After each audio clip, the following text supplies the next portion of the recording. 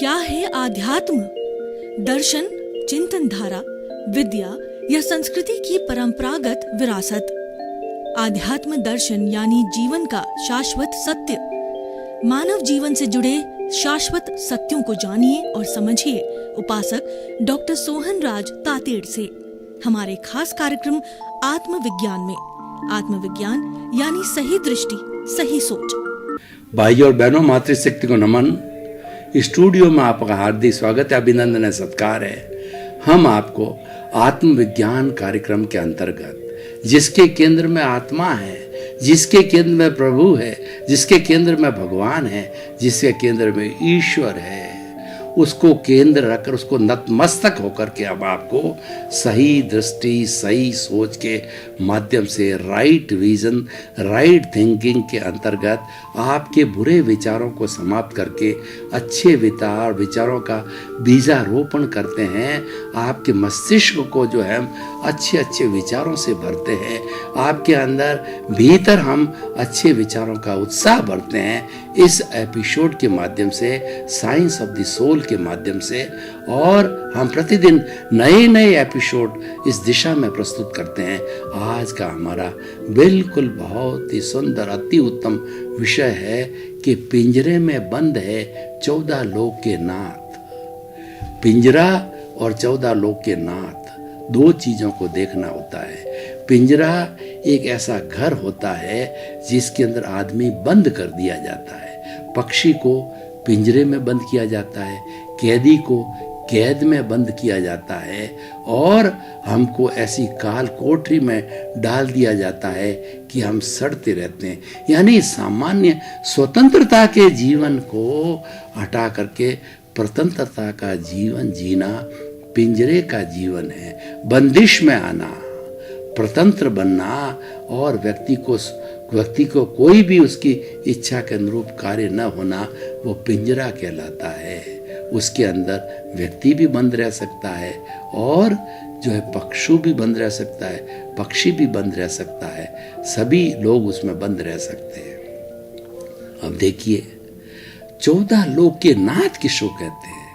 भगवान को 14 लोक का नाथ कहा जाता है, परमात्मा को 14 लोक का नाथ कहा जाता है। ये जो दुनिया है उसके अंदर नरक गति, तिर्यंज गति, मनुष्य गति, देव गति, और हमारा ये मनुष्य लोक, और उसके बाद भीतर अंदर का जो है वो हमारा नरक लोक, ऊपर स्वर्ग लोक है।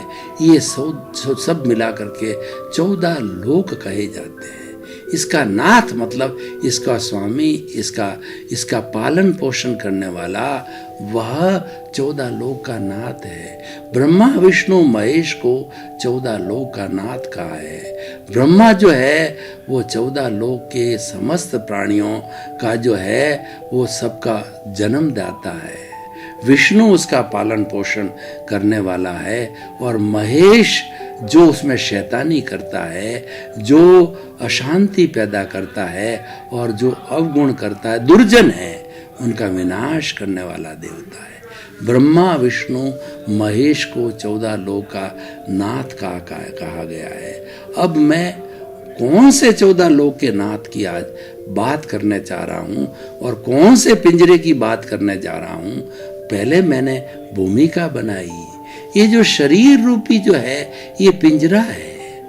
हर प्राणी का शरीर को मैं पिंजरा कहता हूँ। और उसके अंदर बंद कौन है? उसके अंदर बंद है 14 लोक के नाथ, अपनी आत्मा। ये 14 लोक का नाथ कैसे बनती है?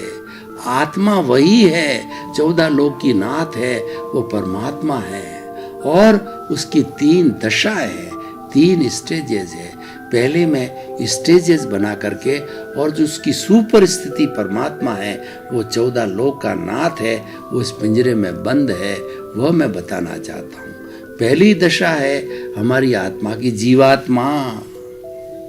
जो व्यक्ति जीवात्मा की श्रेणी में होता है, जीवात्मा की स्टेज पर होता है, और तीनों ही वही आत्मा है, तीनों तरह के अलग अलग कार्य करने वाली आत्मा है, अलग अलग गुण वाली आत्मा है, अलग अलग दशा वाली आत्मा है, अलग अलग स्टेज वाली आत्मा है।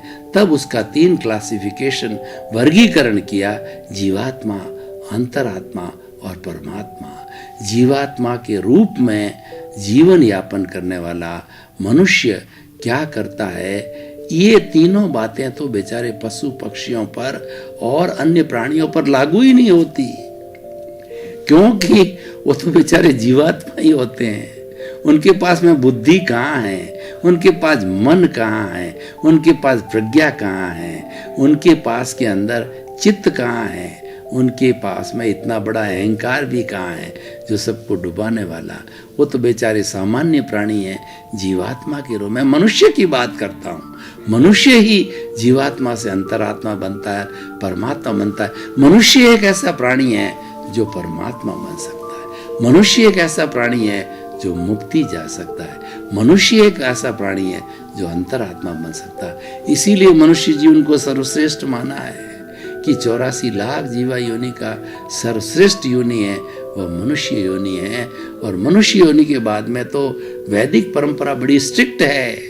वो ये कहती है कि 7 भाव तक लगातार सुकृत करते रहिए, आपको मनुष्य भाव मिलता है, 9वां भाव मनुष्य मिलता है। और अगर मान लो उनके अंदर कोई 8 भावों के अंदर कोई चूक हो गई तो आपका मनुष्य भाव गया। अब फिर प्रयास करिए, तो फिर वही सुकृत करिए, सरलता रखिए, दुर्व्यवहार मत करिए, अच्छे इंसान बनिए। तो ऐसे फिर वो 99 भाव के बाद में मनुष्य जीवन मिलता है। उसमें भी कहीं चूक हो गई तो 999 भाव के बाद में फिर मनुष्य जीवन की प्राप्ति होती है। इसीलिए ये दुर्लभ है, इसीलिए मुक्ति जाने वाला है, इसीलिए 14 लोक का नाथ बनने की योग्यता रखता है। यही तो कारण है कि मनुष्य जीवन, हम कितने भाग्यशाली हैं कि हमको मनुष्य जीवन मिला, एक बात। दूसरा, हमें ईश्वर की वाणी सुनने का मौका मिला। हम भारत में जीते हैं, हम आर्यों की संतान हैं, हम भाग्यशाली है क्योंकि ऋषि मुनियों की भूमि है। यहाँ कोई न कोई ऋषि आज भी आता है, अच्छे साधु संत आज भी आते हैं और हमको ईश्वर की वाणी सुनाते हैं, सत्संग करते हैं। हमारे पास पुस्तकें हैं, हमारे पास मंदिर है, हमारा स्वाध्याय है, बहुत से साधन है हमें ईश्वर की वाणी सुनने का। हमारी इच्छा होनी चाहिए। इच्छा शक्ति जागृत है तो सब कुछ संभव है, वरना कोई भी where there is a will there is a way. याद रखिए कि where there is a will there is a way. इच्छा शक्ति है तो व्यक्ति कहीं पर भी चला जाएगा। इच्छा शक्ति है तो व्यक्ति कितना ही कष्ट उठा लेगा। इच्छा शक्ति है तो व्यक्ति रात भर भी जग जाएगा। इच्छा शक्ति नहीं है तो सारे साधन संपन्न होने पर भी वो कोई पुरुषार्थ नहीं करेगा, वो तो सोता रहेगा, वो तो लेथार्जिक होगा। ये अलग बात है कि उसके कर्म ऐसे ही है, उसका भुगतान हो रहा है। तो मैं बात कर रहा था कि जीवात्मा की, और जीवात्मा कौन होता है? जो केवल स्वार्थ के दायरे में होता है। जन्म ले लिया, मैंने खाया, मैंने पिया, मेरे बैल ने पिया, कुआं डहे तो डहे, उसको दूसरे लोगों से कोई मतलब नहीं। मेरा पेट भरना चाहिए, मेरा घर, मेरा परिवार, मेरा धन, मेरी दौलत, मेरी यश, मेरी कीर्ति, और उसके साथ साथ के अंदर मैं और मेरा, और 5 इंद्रियों का सुख। अच्छा खाओ, अच्छा पहनो, अच्छे अच्छे फिल्मी गाने सुनो, बार में जाओ, ड्रिंक करो, ये करो, eat drink and B Mary, खाओ पियो, मौज करो। फिर ये जन्म बार बार मिले या न मिले, इस जीवन में जितना आनंद लूटना हो लूट लो, इसीलिए ये जन्म मिला है। वह जीवात्मा है। अब देखिए कि उसके बाद में किसी ज्ञानी का संसर्ग मिला, किसी वैज्ञानिक की सोबत मिली, उसके अच्छे कर्मों का उदय हुआ, पुण्योदय हुआ, उसको ज्ञानी मिले, और उसको जैसा मैं आपको जो है प्रवचन कर रहा हूँ ऐसे प्रवचनकार मिले, तो उससे क्या हुआ कि उसके भीतर ज्ञानी ने उसको ज्ञान दिया। ज्ञान क्या दिया? आत्मज्ञान दिया, जिसकी हम बात कर रहे हैं, जो हमारा विषय है। आत्मज्ञान कैसा दिया कि उसके भीतर जो जहर भरा हुआ है अहंकार का, उस जहर की थैली को चीरा फाड़ा करके ज्ञानी ने फेंक दिया। काल बेलिया, जो जिस नाग के अंदर जहर की थैली होती है और बड़ा सर्प होता है, उसको आर्ट जानता है, विद्या जानता है, शल्य क्रिया जानता है, जहर की थैली को फेंक देता है और वह आग, वह सर्प, बड़ा सर्प, वो फुफकारता रहता है। उसके कालबेलिए के जो है हाथ पे फुफकारता है, वो पैसे कमाता है लोगों से, जहर नहीं चढ़ता, थैली खत्म हो गई। आपके भीतर ज्ञानी अहंकार की थैली को निकाल देते हैं। आप क्रोध नहीं कर सकते, आप छल नहीं कर सकते, आप कपट नहीं कर सकते, आप लोभी नहीं हो सकते। आप में वैराग्य का बीज वपन कर देता है, आपकी प्रज्ञा को जागृत कर देता है, आत्मा की जो है प्रतीति करा देता है और आप अंतर आत्मा बन जाते हो। आत्म में परिवर्तन आ जाते हैं। आप किसी को कष्ट नहीं दोगे ज्ञान की स्थिति में, और किसी को दे दिया तुरंत प्रतिक्रमण करोगे। आप में कोई गलती हो गई ज्ञानी, तो ज्ञान हाजिर होगा, वो प्रज्ञा बहन को बुलाएगा। प्रज्ञा बहन कहेगी, वो आत्मा की प्रतिनिधि है, आत्मा की वो आत्मा की भाव सत्ता है, वो आएगी और आपके कहेगी, आपको स्मरण कराएगी, तुमको ज्ञानी ने ज्ञान दिया है, तुम स्वयं ज्ञानी हो और तुम ऐसा गलत कार्य कर रहे हो। नहीं, प्रतिक्रमण करो, इसको छोड़ो। जिसके साथ गुनाह किया है उसे क्षमा याचना करो कि मैंने पाप कर लिया है, मैं क्षमा मांगता हूँ और मुझे क्षमा करो, क्षमा करो, क्षमा करो, हे प्रभु मुझे क्षमा करो, क्षमा करो, क्षमा करो। देखिए, ये दूसरी स्टेज, जब एक अंतरात्मा धीरे धीरे विकास करती है, उसकी प्रतीति 100% ज्ञानी पुरुष ने करा दी और उसको 15% जागृति दे दी कि अब तो काम तू कर, मैंने मेरा काम कर लिया। और एक तीसरी जो 2% अनुभव का भी फाइल खोल दी, अनुभव का भी खाना बना दिया कि अब तू इसको आगे बढ़ाता रहे। अब जो अंतरात्मा को काम क्या देता है ज्ञानी, कि तुम प्रतीति 100% का सहारा लेकर के तुम जो जागृति जो 15% मैंने दी है उसको बढ़ा करके 20%, 25%, 50% जागृति करते रहो। साथ साथ में वो अनुभव भी बैरोमीटर के जो है पारे की तरह बढ़ता रहेगा। ज्यों ज्यों जागृति बढ़ती जाएगी और अनुभव का बैरोमीटर ऊपर चढ़ेगा, 100% आ जाएगा, तो तुम केवल ज्ञानी बन जाओगे, तुम परमात्मा बन जाओगे, 14 लोक के नाथ बन जाओगे। हर केवल ज्ञानी 14 लोक का नाथ होता है। 14 लोक के अंदर कोई भी जो है जीव है या जड़ पदार्थ है, जड़ और चेतन की कोई भी अवस्था, भूत भविष्य और वर्तमान की 14 लोक की कोई भी जीव और जड़ की किसी भी अवस्था उससे छुपी नहीं।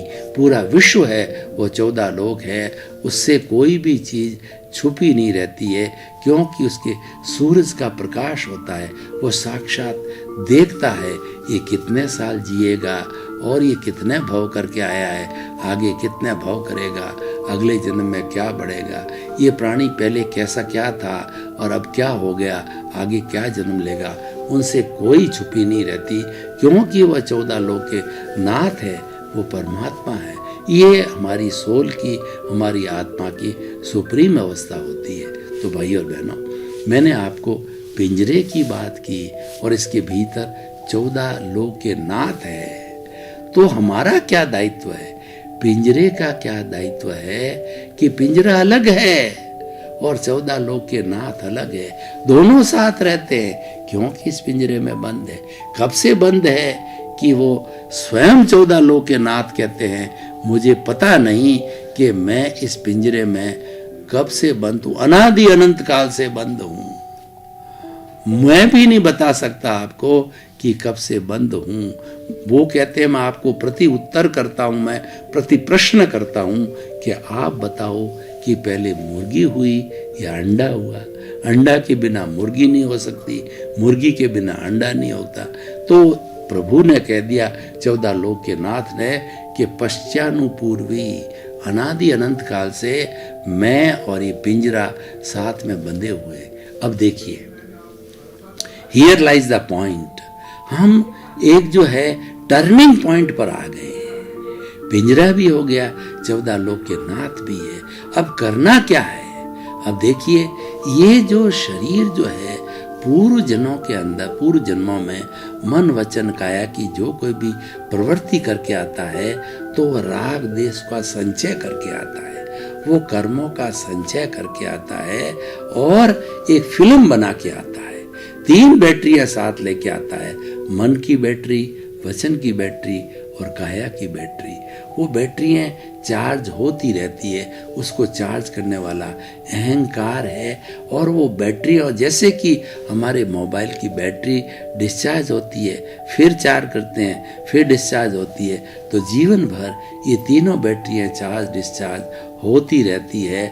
और ये पूरी फिल्म, मैं आपको उदाहरण देना चाहता हूँ कि आप कभी थिएटर में गए हों तो 2 घंटे की, 2.5 घंटे की आपने फिल्म देखी होगी।